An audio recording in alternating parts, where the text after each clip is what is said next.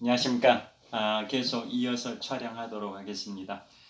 자, 지금부터는 미국의 역대 대통령 중에서 20세기 대통령부터 말씀드리도록 하겠습니다.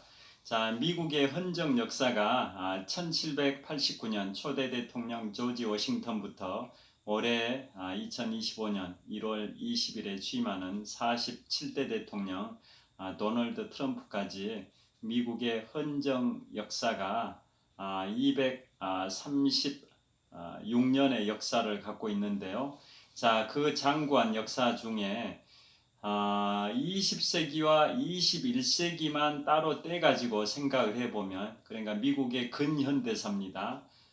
미국의 헌정 역사 236년 중에 20세기와 21세기 미국 근현대사에 해당되는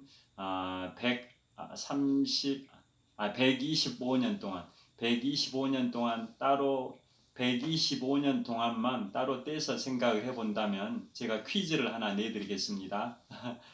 1901년부터 2025년까지 125년 동안 보수 성향의 공화당과 진보 성향의 민주당 중에 어느 당이 더 집권을 더 많이 했을 것 같습니까? 어느 당이 정권을 더 많이 보유했었을 것 같습니까?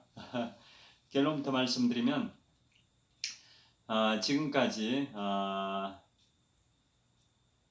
공화당의 집권 기간이 64년, 민주당의 집권 기간이 60년이라고 보시면 되겠습니다. 작년 말까지를 기준으로 2024년 말까지만 생각해 보면 진보 성향의 민주당은 60년 집권, 보수 성향의 공화당 집권은 64년입니다. 그러니까 미국은 양당 체제가 굳건하게 구축이 되어 있는데요.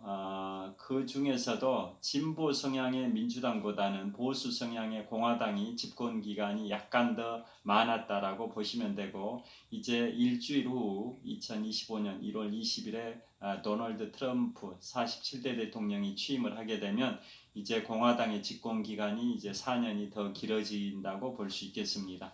자, 그래서 이제 이 시간에는 26대 대통령 시어도 루즈벨트부터 말씀드릴 텐데요. 자, 시어도 루즈벨트 26대 대통령은 미국 헌정사상 한 가문에서 대통령을 2명 배출한 가문이 총 4개의 가문이 있는데요. 그 중에 세 번째 가문인 거죠. 26대 대통령 시어도 루즈벨트가 오촌 당숙이고 32대 대통령 프랭클린 루즈벨트가 오촌 조카 관계입니다. 그런데 보통 프랭클린 루즈벨트, 시어도 루즈벨트는 결국 이름은 각각 프랭클린, 시어도어인데 루스벨트라는 성은 똑같으니까 루스벨트 가문인 거죠. 루스벨트 가문. 그런데 루스벨트 가문이 같으면 소속 정당도 보통 같은 경우가 많은데 26대 대통령 시어도 루스벨트는 공화당 소속이었고 32대 대통령 프랭클린 루스벨트는 민주당 소속이었습니다. 자, 그러면 26대 대통령 시어도 루스벨트는 아까 1901년 9월 5일 25대 대통령 윌리엄 맥킨리가 암살됨에 따라 부통령직에서 42세 나이에 대통령직을 승계해서 26대 대통령 시어도 루스벨트가 됐다고 말씀드렸는데요. 이분은 뭘로 유명하냐면 노벨 평화상을 받기도 했습니다. 미국 역대 대통령 45명 중에 노벨 평화상 수상자가 4명 있습니다. 그 중에 3명은 현직 대통령 시절에 받았고 나머지 한 분은 퇴임 후에 받았습니다. 현직 대통령 시절에 받았다는 것은 현직이라는 프리미엄이 작용됐을 가능성이 있지 않습니까? 그에 반해서 퇴임 후에 받은 것은 프리미엄이 작용되지 않을 상황인데도 받았기 때문에 더 값진 거라고 볼 수 있는데요. 자, 미국 역대 대통령 중에 노벨 평화상 수상자 4분을 말씀드리면 26대 대통령 시어도 루스벨트, 28대 대통령 우드로 윌슨, 44대 대통령 버락 오바마, 이 세 분은 현직 대통령 시절에 받았고요. 반면에 39대 대통령 지미 카터, 이분은 퇴임 후 2002년에 받으셨습니다. 특히 39대 대통령 지미 카터는 좀 이따 말씀드리겠습니다만은 미국 역대 대통령 중에 최장수 대통령이십니다.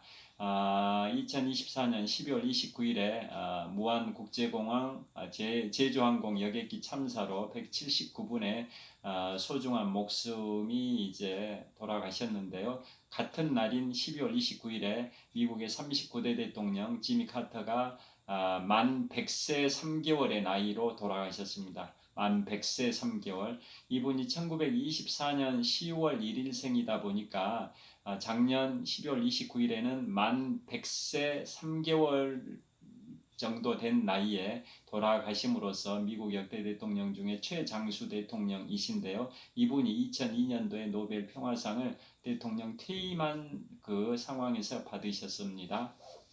자, 그래서 26대 대통령 시어도 루즈벨트는 이분 시절에 있었던 일이 이제 테디베어 곰 인형 아시죠? 테디베어 곰 인형이 유명합니다. 시어도 루즈벨트가 별명이 테디입니다. 테디. 그리고 미국의 역대 대통령 중에 스포츠 대통령 랭킹 1위가 바로 26대 대통령 시어도 루즈벨트.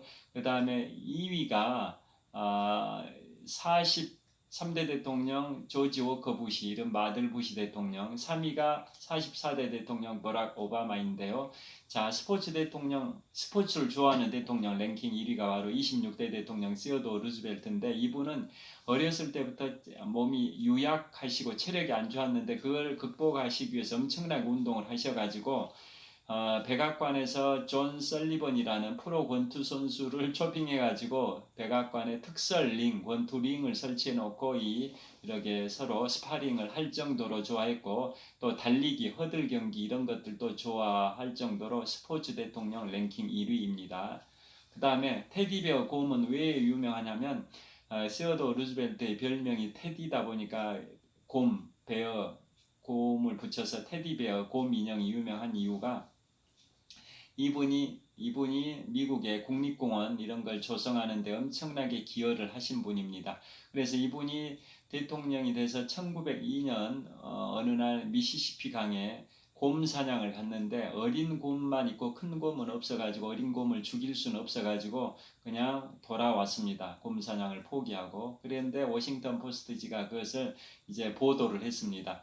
작은 곰하고 테디 대통령 시어도 루즈벨트의 사진을 이렇게 사파를 넣어가지고 어린 곰을 사냥하지 않고 자연보호 정신이 투철한 시어도 루즈벨트 대통령이 사냥을 포기하고 돌아왔다라고 이제 대서특필하니까 그게 언론에 알려지게 됐고 국민들에게 알려지게 됐고, 뉴욕 맨해튼의 동쪽에 있는 브루클린의 한 장난가게의 어떤 주인이 그 곰 인형에다가 테디라는 그 표차를 붙여가지고 판매를 해가지고 그게 테디베어 곰 인형의 유래가 돼서 지금도 테디베어 곰 인형은 매우 유명합니다.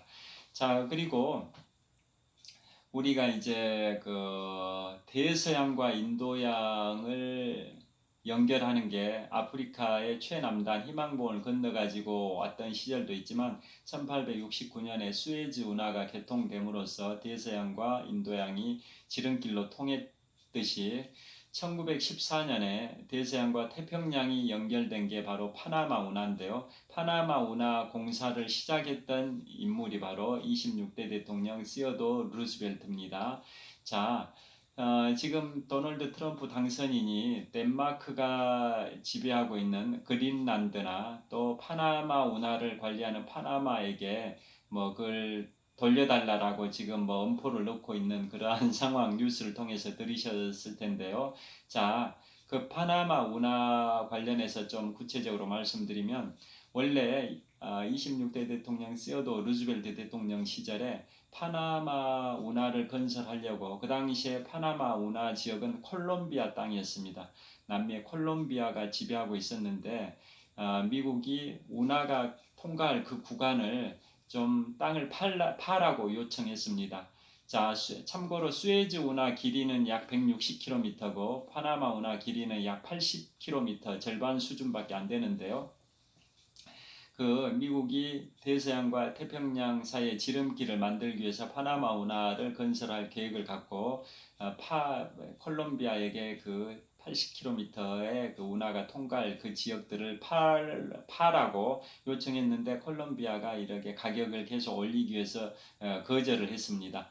그런데 공교롭게 그 당시에 콜롬비아 지역에 반란군이 발생이 됐고 콜롬비아군이 반란군을 진압하려고 하니까 미군이 출동해서 콜롬비아군이 반란군을 진압하는 것을 차단시켰습니다. 그러면서 그 미군이 반란군에게 얘기했습니다.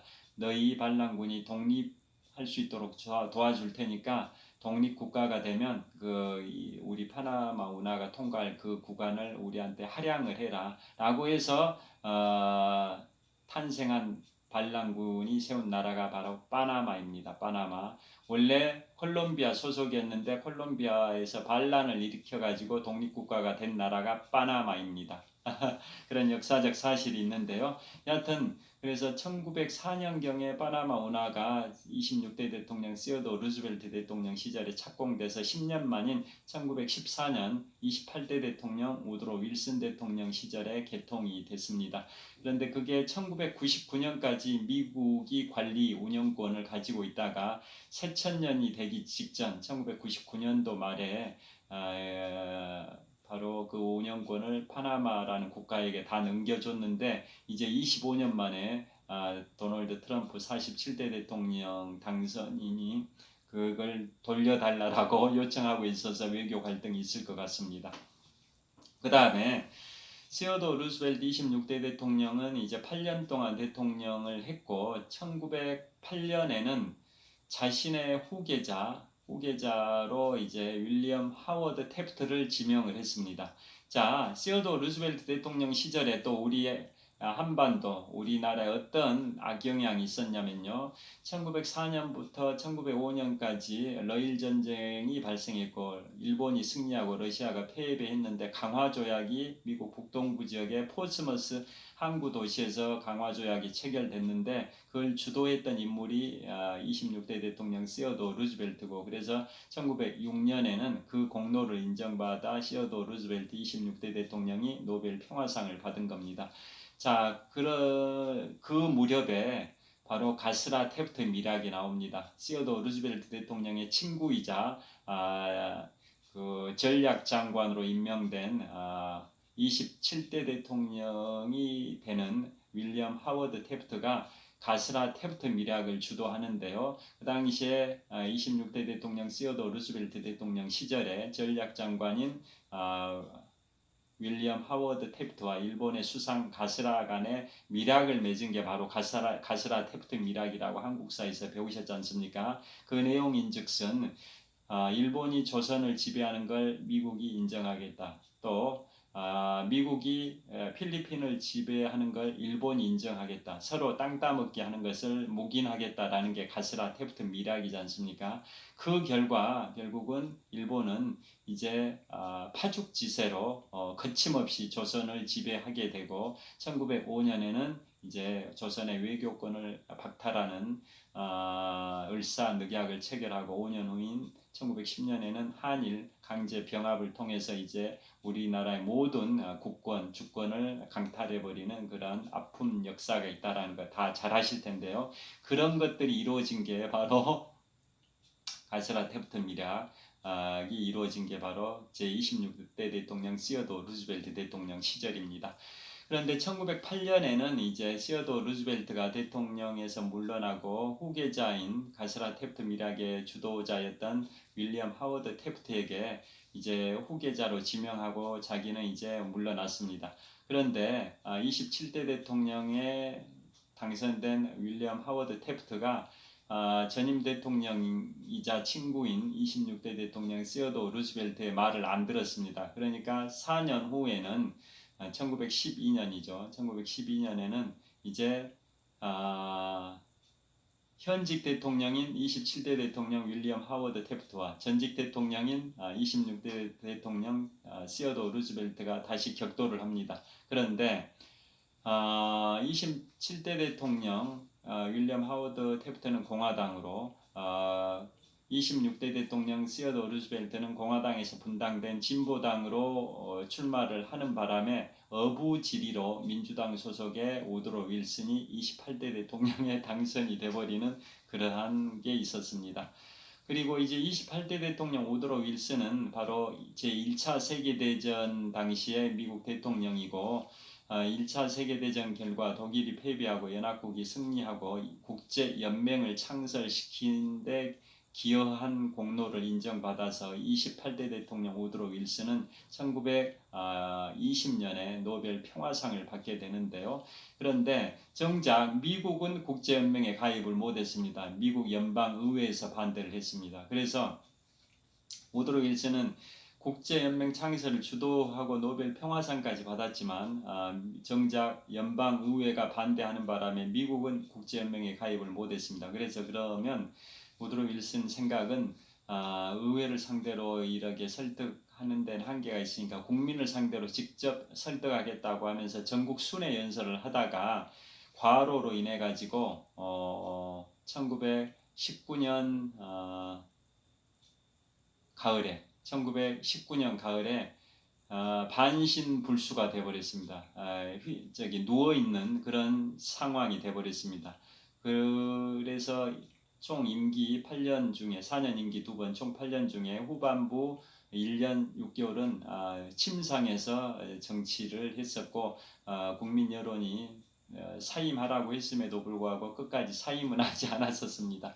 그래서 후반 1년 6개월은 이제 침상에서 정치를 하는 그러한 인물이 바로 우드로 윌슨 28대 대통령이고요.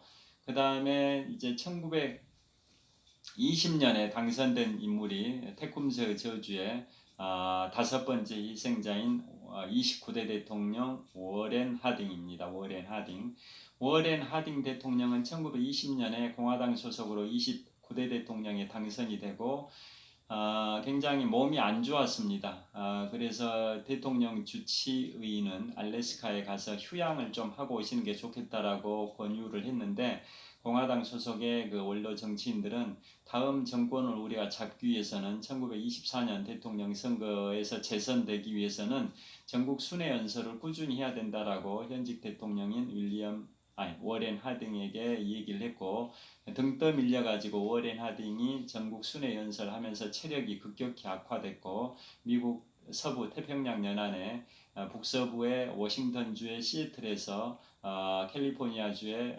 샌프란시스코로 열차로 이동하던 중에 심장마비 증상이 와서 샌프란시스코에 이제 호텔로 이동을 시켰는데 거기서 심장마비로 사망함으로써 테쿰스의 저주에 5번째 희생자로 임기 중에 사망을 했습니다. 그 워렌 하딩의 사망에 따라 부통령이었던 켈빈 쿨리지가 제30대 대통령이 되고 전임자인 워렌 하딩의 자녀 임기 채우고 나서 1924년에 30대 대통령 켈빈 쿨리지가 다시 한번 대통령이 당선이 됩니다. 그 다음에 이제 1928년에는 바로 31대 대통령 허버트 후버 대통령이 당선이 되는데요. 31대 대통령 허버트 후버 대통령이 임기를 시작한 지 약 한 7개월 정도 된 시점에 뭐가 발생할까요? 임기 시작한 게 1929년 3월 4일에 임기가 시작이 됐는데요. 약 7개월 후인 1929년 10월 24일에 미국 증권시장, 주식시장이 대폭락을 했습니다. 그게 바로 세계 경제 대공황입니다. 그래서 31대 대통령 허버트 후버 대통령은 세계 경제 대공황에 직면해가지고 정말 본인의 잘못도 아니고 그 경제 상황 자체가 공황으로 갈 수밖에 없었던 그 상황인데 한마디로 폭탄 돌리기를 하다가 결국은 31대 대통령 허버트 후버 대통령 시절에 1929년 10월 24일에 뉴욕 증권시장이 대폭락을 하면서 세계 경제 대공황이 온 겁니다. 그러다 보니까 그분은 굉장히 이제 경제에 실패한 대통령으로 이제 낙인이 찍히는 불운을 안게 됐고요. 그분이 이제 1900 그래서 1932년에 재선에 도전했지만은 30 민주당 소속의 프랭클린 루즈벨트에게 패배를 함으로써 재선에 실패를 했습니다. 그래서 민주당 소속의 32대 대통령 프랭클린 루즈벨트가 1932년에 초선이 되고 36년 재선, 40년 3선, 1944년 4선이 되는데 4선 임기가 시작된 지 한 석 달 정도가 된 1945년 4월 12일에 뇌출혈로 사망했고요. 그에 따라 부통령이었던 해리 트루만이 대통령직을 승계를 했습니다. 자, 프랭클린 루즈벨트는 아까 모두에 말씀드린 것처럼 2021년에 워싱턴 DC에 기반을 두고 있는 정치 전문 케이블 방송 C-SPAN에서 미국의 역사학자 교수들을 대상으로 설문조사를 해서 미국의 역대 대통령 중에 가장 인기 있는 대통령 랭킹을 매겼는데요. 랭킹 3위가 바로 32대 대통령 프랭클린 루즈벨트였고 미국 사우스다코타주의 러시모산 국립공원에 역대 대통령 4명의 두상이 조각이 되어 있는데 추가로 한 명을 추가시킨다면 누구로 할 것이냐를 설문조사했을 때도 바로 이 32대 대통령 프랭클린 루즈벨트였지 않습니까? 그런 인물이 이제 프랭클린 루즈벨트 32대 대통령인데요. 이분은 2차 세계대전을 승리로 이끌었었죠. 그런데 1945년 4월 12일에 뇌출혈로 사망함으로써 2차 세계대전 승리를 목전에 두고 사망하는 불운을 안게 됐는데요. 이분이 사망하고 18일이 지나서 1945년 4월 30일에 독일의 아돌프 히틀러가 권총 자살을 함으로써 그 직후에 1945년 5월 8일에 독일이 미국, 영국, 프랑스를 상대로 항복하고 다음 날인 5월 9일에는 독일이 구소련을 상대로 항복함으로써 2차 세계대전의 유럽 전선이 종전이 됐지만 일본은 끝까지 항복을 하지 않았었죠. 그래서 1945년 7월 16일에 미국의 뉴멕시코주의 사막에서 인류 최초의 원자폭탄 핵실험에 성공을 했고요. 그게 2년쯤 전에 개봉된 영화 오펜하이머에 자세히 묘사되어 있는데요. 그 원자폭탄 개발 프로젝트 이른바 맨해튼 프로젝트를 주도했던 오펜하이머 교수가 주요 소재로 된 오펜하이머 영화 다 보셨을 겁니다. 자, 그래서 원자폭탄 핵실험에 성공한 게 1945년 7월 16일인데요. 그로부터 열흘 후인 7월 26일에 포츠담 선언에서 미국이 일본을 상대로 최후 통첩을 했죠. 일본은 즉각적으로 항복해라. 즉각적으로 항복하지 않으면 즉각적이고 완전한 파멸이 있을 뿐이다라고 미국이 일본을 상대로 최후의 통첩을 했음에도 불구하고 일본이 항복하지 않으니까 1945년 8월 6일 인류 최초의 우라늄 원자폭탄인 리틀보이를 히로시마에 투하했고 그래도 항복하지 않으니까 8월 9일 인류 최초의 플루토늄 원자폭탄인 리틀보이를 나가사키에 투하하니까 8월 15일에 일본이 항복해서 2차 세계대전의 태평양 전선도 종전이 돼서 대한민국도 해방을 맞이했다라는 역사적 사실을 다 잘 아실 겁니다. 이처럼 32대 대통령 프랭클린 루즈벨트 대통령은 2차 세계대전을 승리로 이끌었던 인물이긴 한데 이분의 집권 기간이 공교롭게 2차 세계대전의 전범인 독일의 아돌프 히틀러와 집권 기간이 똑같습니다. 32대 미국 대통령 프랭클린 루즈벨트나 아돌프 히틀러의 나치당의 히틀러의 집권 기간이 1933년부터 1945년까지 12년 동안 집권한 기간이 동일합니다. 그 다음에 프랭클린 루즈벨트가 존경받는 대통령 랭킹 3위이긴 한데 대통령을 4번이나 하는 바람에 이 독재다라는 이런 여론들도 있었던 거죠. 그 전에는 초대 대통령 조지 워싱턴이 대통령직을 2번만 하고 국민들이 박수 칠 때 물러난다라는 신념을 안고 물러난 게 아름다운 관행이 돼서 미국의 역대 대통령들은 2번만 했는데 그건 관행일 뿐이지 헌법에 금지된 사항이 아니다 보니까 그 관행을 깨버린 분이 바로 32대 대통령 프랭클린 루즈벨트고 대통령을 4번 했던 전무후무한 대통령인데요. 테쿰스 저주의 6번째 희생자이기도 합니다. 그래서 후임자인 이제 해리 트루만이 부통령으로서 대통령직을 승계한 겁니다. 그러니까 부통령 한지 석 달밖에 안 됐는데 대통령인 프랭클린 루즈벨트의 뇌출혈 사망에 따라 대통령직을 승계해서 해리 트루만이 대통령이 되는데요. 자, 해리 트루만은 바로 맨해튼 프로젝트를 완료하고 포스담 선언을 했던 인물이기도 하고 6.25 한국전쟁 당시에는 우리 대한민국을 수호하기 위해서 UN 16개국 참전을 이끌었던 주도 인물이고 UN 총사령관으로 맥아더 장군을 기용해서 한국전쟁을 이제 승리로 이끌긴 했지만 한국전쟁은 승리는 아니죠. 무승부죠. 무승부. 미국이 수많은 전쟁을 했지만 베트남 전쟁은 미국이 패배한 유일한 전쟁이고 한국 전쟁은 무승부이죠. 한국도 남한도 승리 못하고 북한도 승리 못한 1953년 7월 27일 휴전 협정을 통해서 휴전을 한 거기 때문에 무승부라고 보고 있지 않습니까? 여하튼 6.25 한국전쟁 당시에 바로 제33대 대통령 해리 트루만 대통령 시절입니다. 그 관련해 가지고 또 이제 재밌는 얘기가 해리 트루만 대통령이 맥아더 장군을 경질했던 그 역사를 다 잘 알고 계실 겁니다. 자, 왜 그러냐면 한국 전쟁의 이제 기본 그 전세는 다 잘 아실 텐데요. 1951년 1월 4일 일사후퇴가 발생이 되면서 중공군들이 개입해가지고 또 우리가 또 남쪽으로 밀리다 보니까 맥아더 유엔군 총사령관은 중공 철저한 반공주의자였습니다. 철저한 반공주의자로서 중국 본토까지 공격해서 만주까지 진격을 해야 된다. 필요하다면 원자폭탄을 사용할 필요가 있다라고 호전적인 발언을 하니까 대통령이었던 33세 대통령 해리 트루만은 제3차 세계대전이 되는 것이 걱정스러워서 1951년 4월 11일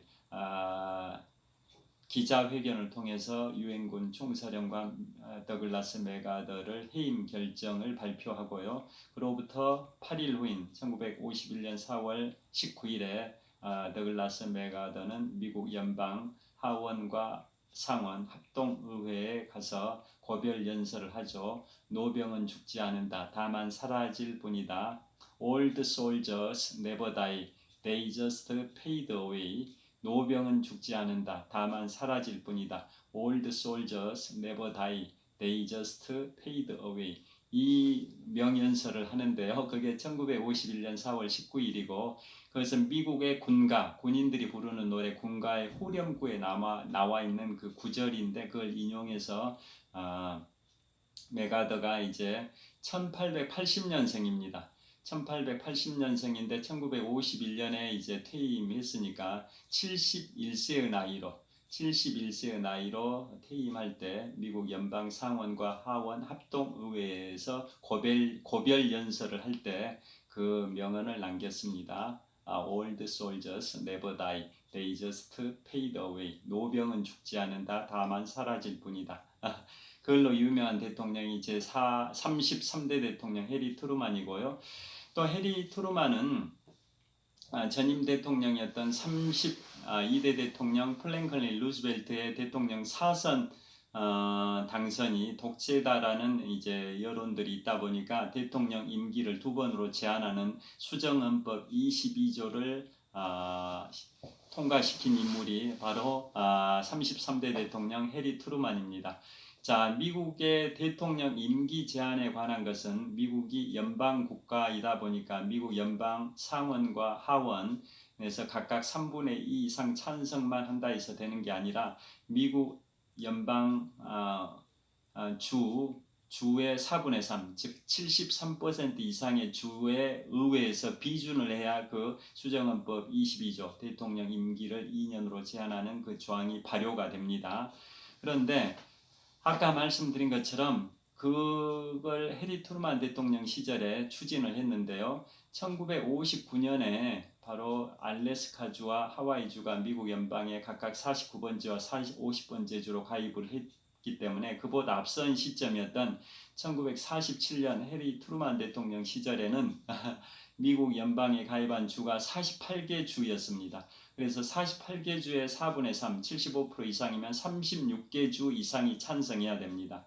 그래서 36개 주 이상의 비준을 받는데 4년이 걸렸습니다. 4년. 그래서 1947년 해리 트루만 시절에 그걸 미국 연방 상원과 하원에서 각각 3분의 2 이상 찬성으로 통과시켰지만 36개 주가 36개 주의 주의회에서 비준하는데 4년이 걸려서 그게 시행된 게 1951년 2월 27일부터 수정헌법 22조에 따라 미국의 대통령은 임기 4년을 2번까지밖에 못합니다. 그런데 만약에 대통령이 유고돼 가지고 부통령이 대통령직을 승계할 때는 자녀 임기가 전임 대통령의 자녀 임기가 2년 이상이 남으면 그 승계 대통령은 임기 한 번을 수행한 걸로 보기 때문에 다음 대통령에 한 번만 출마할 수 있는 반면에 전임 대통령의 자녀 임기가 2년 미만이 남았다 그러면은 승계 대통령은 다음 대통령에 2번 출마할 수 있다라는 그 조항이 단서에 붙어 있고요.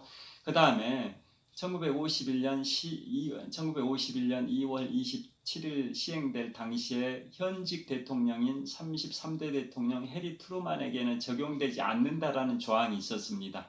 그러다 보니까 해리 트루만은 1945년 4월 12일 프랭클린 루스벨트 32대 대통령의 뇌출혈 사망에 따라 부통령 지위에서 대통령직을 승계할 때 전임 대통령의 자녀 임기가 3년 9개월이나 남은 상태였기 때문에 즉 2년 이상 남은 상태였기 때문에 다음 대통령 선거에는 뭐 한 번만 출마할 수 있냐 아니면은 뭐 두 번 출마할 수 있냐라고 쟁점이 될 수 있는데 현직 대통령에게는 적용하지 않는다라고 되어 있다 보니까 결국은 전임 대통령의 그 단서가 없다면 전임 대통령의 자녀 임기가 2년 이상 남은 상황이었기 때문에 다음 대통령이 한 번만 출마할 수 있는 게 맞겠지만 그 단서에 따라 즉 현직 대통령인 33대 대통령 해리 트루만에게는 그게 적용되지 않는다라는 그 단서가 있다 보니까 해리 트루만은 전임 대통령의 자녀 임기가 2년 이상인 3년 9개월 남은 상태였다 할지라도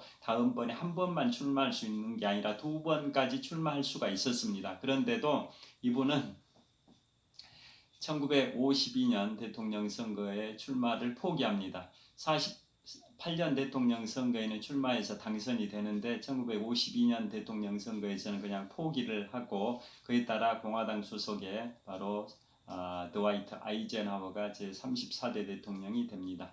그런데 재밌는 얘기는 1948년 대통령 선거에서 해리 트루만은 자기는 당선 안 될 걸로 기대하고 개표 결과도 끝까지 안 보고 그냥 잠들었는데 한밤중에 보좌관이 뛰어와가지고 각하 대통령에 당선되셨습니다라고 해서 해리 트루만이 1948년 대통령이 당선된 걸로 이제 알게 됐는데 그 당시에 시카고 트리뷴이라는 일간지, 시카고 트리뷴이라는 그 일간지, 유명한 일간지에서 그 유명한 어보를 발행했습니다. 어보. 듀이 디피스 트루만. 공화당의 듀이 후보가 민주당의 해리 트루만 후보를 이겼다, 패배시켰다 이런 의미로 듀이 디피스 트루만이라고 시카고 트리뷴지에서 어보를 했습니다. 그래서 해리 트루만은 그 시카고 트리뷴 그 일간지를 들고 내가 당선됐는데 이런 어보를 발행한 시카고 트리뷴이라는 일간지가 있다라고 이렇게 내비추는 그러한 것도 촬영을 했었던 게 그게 바로 1948년 대통령 선거에서 해리 트루만 대통령이 당선됐던 그 역사라고 보시면 되겠습니다. 그 다음에 해리 트루만 시절에는 또 어떤 게 있냐면 이제 트루만 독트린이라고 있습니다. 트루만 독트린이 1947년에 발표가 됐는데요. 그게 우리나라로 치면 미군정 시절입니다.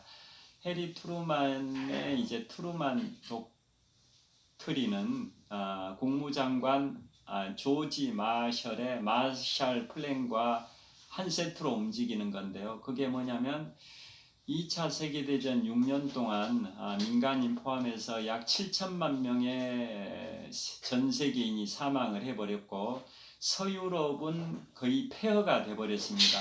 그래서 폐허가 된 그 서유럽에서 공산주의가 싹틀 수가 있다. 즉 가난 속에서 공산주의가 싹틀 수가 있는데 현재 서유럽 지역은 2차 세계대전으로 인해 가지고 폐허가 돼버린 상황이다. 그래서 서유럽이 공산화되는 것을 막기 위해서는 공산주의 세력에 맞서 싸우는 어느 국가, 어느 지역에 대해서도 미국이 경제 원조를 지원하겠다라고 선언한 게 1947년 제33대 대통령 해리 트루만 대통령의 이른바 트루만 독트린이고 그걸 구체적으로 실행한 게 바로 국무장관 조지 마셜의 마셜 플랜입니다. 그래서 그 국무장관 조지 마셜은 나중에 노벨 평화상까지 받게 됩니다. 자, 그래서 미국이 서유럽의 공산화를 막기 위해서 엄청난 경제 원조를 서유럽에 하다 보니까 미국의 국고가 거의 바닥나다시피 해버렸습니다. 그래서 미국 국민들은 왜 우리나라 돈을 서유럽에 지원하냐라고 해서 불만들이 고조되다 보니까 해리 트루만은 1948년 대통령 선거에 당선이 안 될 걸로 생각을 했는데 그래서 개표 결과를 보지도 않고 일찍 잠들었는데 바로 심야에 보좌관이 뛰어와가지고 각하 당선되셨습니다라고 알려줘가지고 당선된 것을 알게 됐습니다. 자, 그래서 지금까지 제33대 대통령 해리 트루만 대통령까지 말씀드렸고요. 좀 이따 34대 대통령 드와이트 아이젠하워 대통령부터 다시 말씀드리겠습니다. 시청해 주셔서 감사합니다. 화이팅!